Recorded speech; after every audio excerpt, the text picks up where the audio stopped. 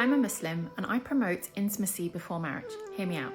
I'm a God-conscious sex educator and I encourage pleasure before marriage. Again, hear me out.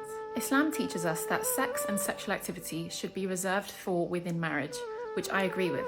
But many people, including Muslims, struggle with this. So, what's something that can potentially help? Promoting and encouraging intimacy and pleasure before marriage. Because intimacy and pleasure don't just mean sex. Many people, including non-married Muslims, struggle with a desire for sex and struggle with maintaining their chastity. They crave intimacy and pleasure.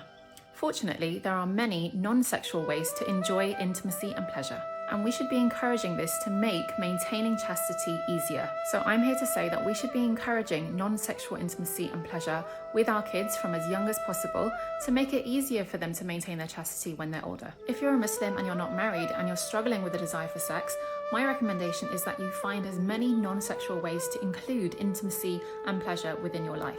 I'm a Muslim and I'm a sex educator, and I want to promote a life of intimacy and pleasure regardless of your age or marital status. This helps us to form bonds with our loved ones and our communities and ultimately get closer to God.